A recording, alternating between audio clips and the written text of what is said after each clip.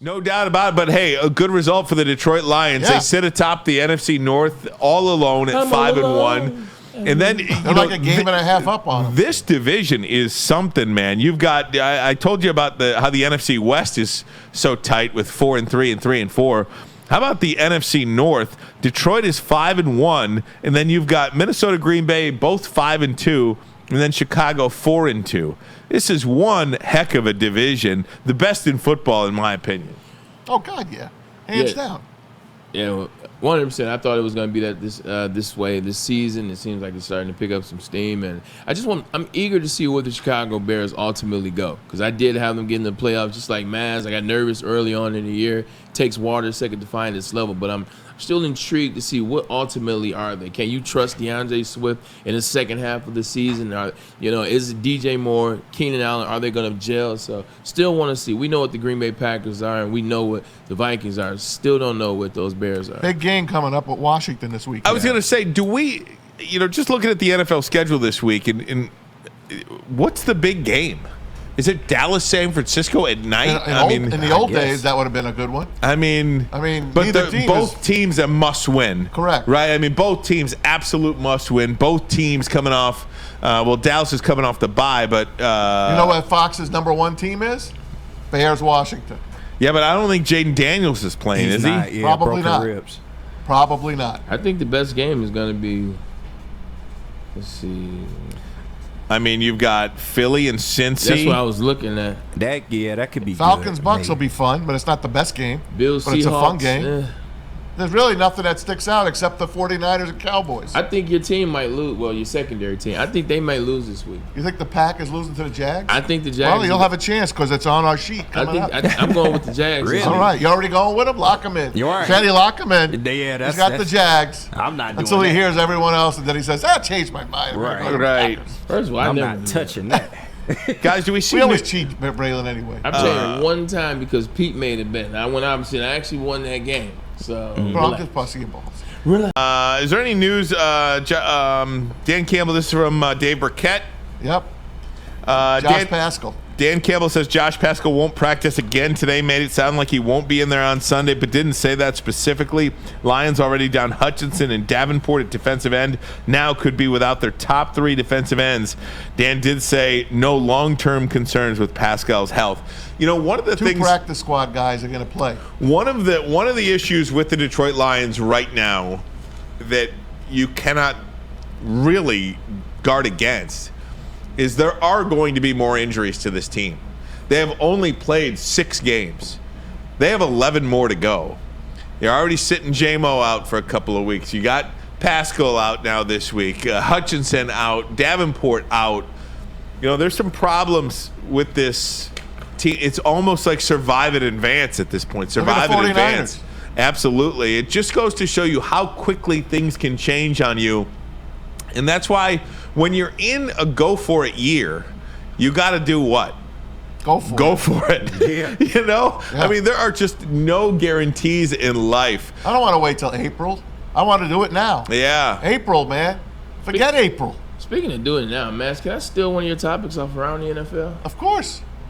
Robert Saleh joined the Green Bay Packers staff. We got video of that. His best friend. Show it to you. Well, I do know that. That's major. Yeah. Like nobody said he wasn't a bad defensive mind. He just wasn't a good head coach. Right. I don't like that. I don't like that because I like Green Bay's defense too. To be honest. Whew. No, he's here to help Matt LaFleur not be the defensive coordinator, but work with the offense on what the defensive tendencies of teams are going to be. We got video of that? Worse. I do.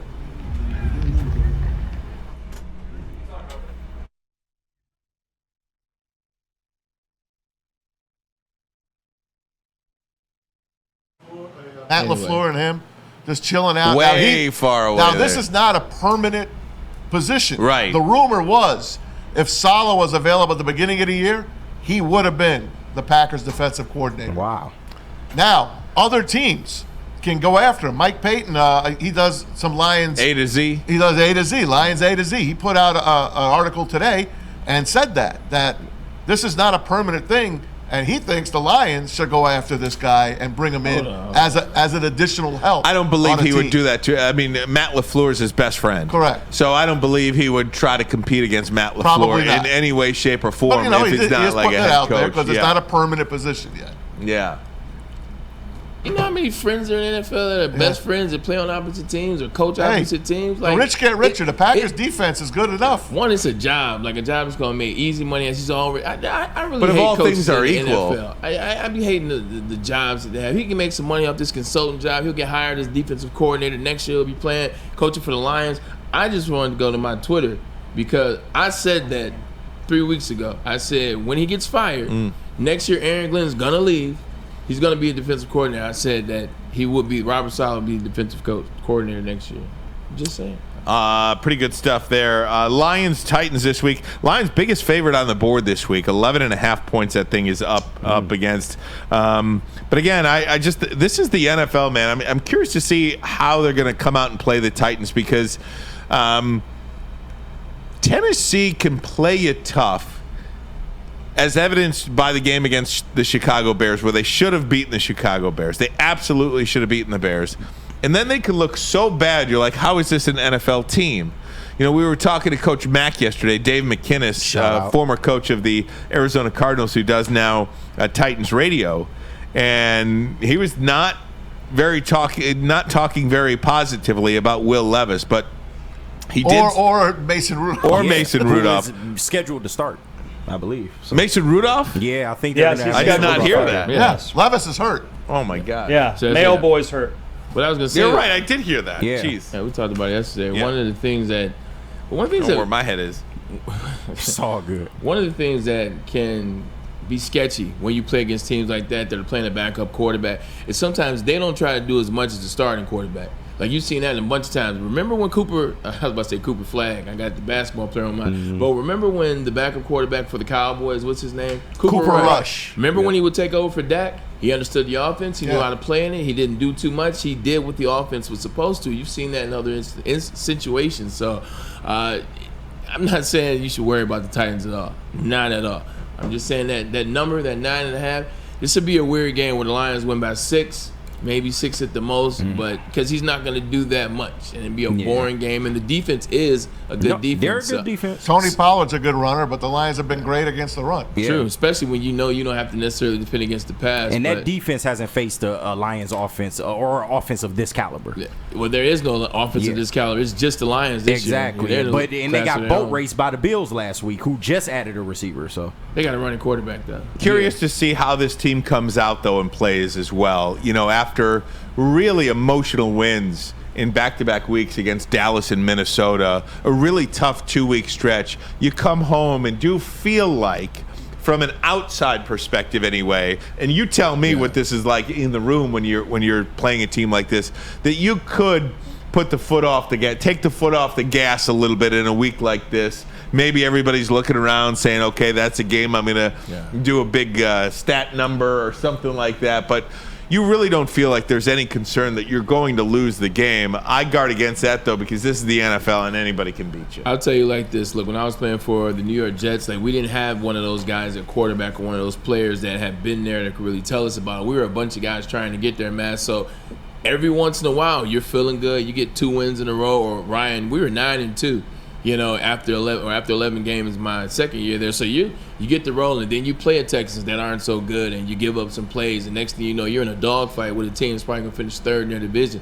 It does happen like that, but the reason why I don't think it will happen for the Lions, the guy that's playing the best football for the Lions, maybe even including Hutch when he was playing, is Jared Goff. Where's Jared Goff been? He's been to the Super Bowl. He's experienced defeat at the Super Bowl. He knows what it means to get all the way there. Last year, he was in the NFC Championship. So I just think you got a guy leading this ship that isn't going to let any of that set in, isn't going to let these guys rest, that's going to keep the foot on the gas because he wants to get back. He wants to prove he's worth his money. He wants to prove that he's a much better version of what he was with the Los Angeles Rams with McVay. So I think because of that, they don't take their foot off the gas. I hope not, because it is a trap game with the Packers awaiting them the following week. Both teams, by the way, are going to be wearing blue pants. Lions in all blue. Tennessee will have white on their jerseys, the blue pants. They probably should have thought it out ahead of time and That's fine. maybe gone all white. It's fine. I know you don't. Figured I'd let you know anyway.